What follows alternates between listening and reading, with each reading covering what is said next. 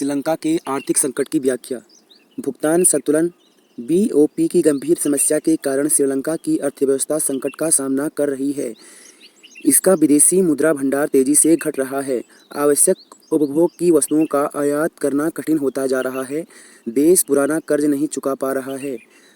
मौजूदा संकट के कारण कोई भी उपनिवेशवाद और श्रीलंका के युद्ध के बाद के विकास के रास्ते पर संकट की जड़ों का पता लगा सकता है, लेकिन हमें अपने उद्देश्यों के लिए पिछले दशक के अनुरूप रहना चाहिए। 2009 में जब श्रीलंका 26 साल के लंबे युद्ध से उभरा तो उम्मीद की जा रही थी कि आर्थिक विकास फिर से शुरू होगा। संभवतः रुकी हुई मांग के कारण श्रीलंका की युद्ध के बाद की जीडीपी वृद्धि 2009 और 2012 के बीच 8-9% वर्ष के उच्च स्तर पर थी। हालांकि 2013 के बाद अर्थव्यवस्था में गिरावट का दौर चल रहा था, क्योंकि वैश्विक कमोडिटी की कीमतें गिर गई, निर्यात धीमा हो गया और आयात बढ़ गया। 2013 के बाद औसत जीडीपी विकास दर लगभग आधी हो गई। एक प्रतिचक्री राजकोषीय नीति को खारिज कर दिया गया था, क्योंकि तत्कालीन महिंद्रा राजपक्षे सरकार के साथ हाथ 2009 में अंतर्राष्ट्रीय मुद्रा कोष IMF से प्राप्त $2.6 बिलियन के ऋण से बंधे थे। युद्ध की अवधि के दौरान बजट घाटा अधिक था। इसके अलावा 2008 के वैश्विक वित्तीय संकट के साथ पूंजी उड़ान ने श्रीलंका के विदेशी मुद्रा भंडार को समाप्त कर दिया। 2009 में IMF ऋण इस शर्त के साथ प्राप्त किया गया था कि बजट घाटा 2011 तक जीडीपी के 5% तक कम हो जाएगा। IMF की शर्त यह थी कि 2020 तक राजकोषीय घाटे को 3.5% तक कम किया जाना चाहिए। अन्य शर्तों में कर नीति, कर प्रशासन में सुधार, व्यय का नियंत्रण, सार्वजनिक उद्यमों का व्यावसायिक विनिमय दरों में लचीलापन, प्रतिस्पर्धा में सुधार और विदेशी निवेश के लिए एक मुक्त वातावरण शामिल है। परिणाम: जीडीपी विकास दर 2015 में 5% से घटकर 2019 में 2.9% हो गई। निवेश दर 2015 में 31.2% से गिरकर 2019 में 26.8% हो गई।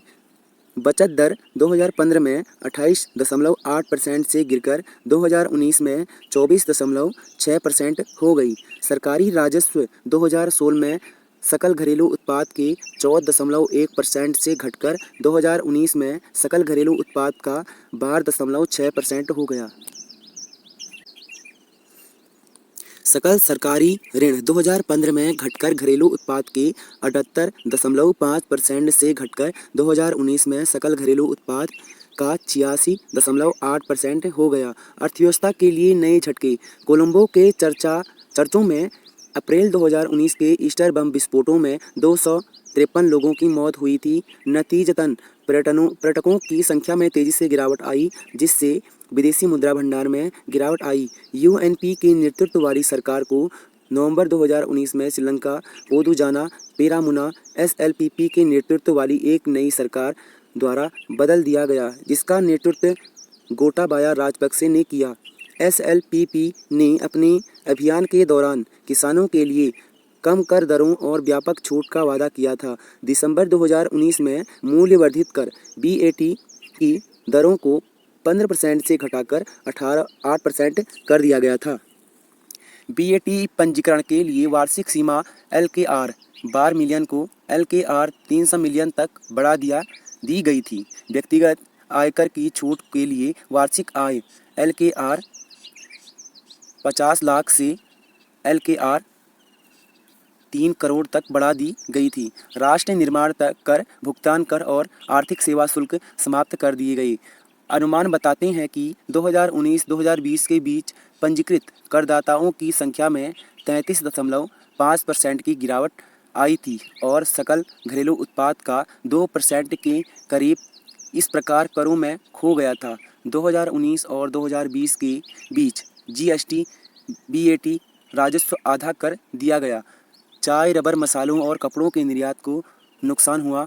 पर्यटन आगमन और राजस्व में और गिरावट आई। महामारी ने सरकारी व्यय में वृद्धि की थी। आवश्यकता की राजकोषीय घाटा 2020 और 2021 में 14% से अधिक हो गया और सकल घरेलू उत्पाद के लिए सार्वजनिक ऋण का अनुपात 2019 में 94% से बढ़कर 2021 में 119% हो गया।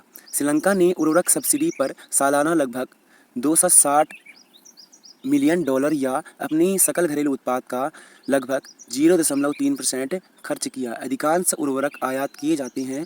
विदेशी मुद्रा भंडार की निकासी को रोकने के लिए गोटाबाया सरकार 2021 में एक नवीन लेकिन पूरी तरह से विचित्र समाधान लेकर आई। मई 2021 से सभी उर्वरक आयात पर पूरी तरह से प्रतिबंध लगा दिया गया था और यह घोषित किया गया था कि श्रीलंका रातों रात 100% जैविक खेती वाला देश बन जाएगा। इस नीति, जिसे 2021 में किसानों के विरोध के बाद वापस ले लिया गया था, ने सचमुच श्रीलंका को एक आपदा के कगार पर धकेल दिया। गोटाबाया सरकार को जैविक खेती नीति से संभावित नुकसान की चेतावनी देने में कृषि वैज्ञानिक एकमत थे। उन्होंने सरकार को लिखा कि अगर रासायनिक उर्वरकों पर प्रतिबंध लगा दिया गया तो धान की पैदावार में 25%, चाय में 35% और नारियल में 30% और की गिरावट आ सकती है। उर्वरक प्रतिबंध की असफलता वैज्ञानिक सही साबित हुए। फरवरी 2022 में IMF ने आकलन किया कि कृषि उत्पादन पर रासायनिक उर्वरक प्रतिबंध का अधिक से अधिक प्रत्याशित प्रभाव था, क्योंकि आर्थिक सुधार की संभावनाओं को कम करने की संभावना थी। जैसे जैसे कृषि उत्पादन में गिरावट आई, भोजन का अधिक आयात आवश्यक हो गया, लेकिन विदेशी मुद्रा की कमी के कारण आयात बढ़ाना मुश्किल था। इस प्रकार फरवरी 2022 में मुद्रास्फीति बढ़कर 17.5% हो गई। निष्कर्ष: IMF की ऋण संबंधी शर्तें, सत्तावादी शासकों की गुमराह करने वाली नीतियां और छद्म विज्ञान का आधिकारिक रूप से अपनाया भविष्य भी अंधकारमय लगता है। सरकार नई शर्तों के साथ नए ऋण के लिए एक बार फिर IMF से संपर्क कर सकती है। परीक्षा track prelims take away Bharat Sri Lanka अंतर्राष्ट्रीय सीमा रेखा स्थान आधारित प्रश्न।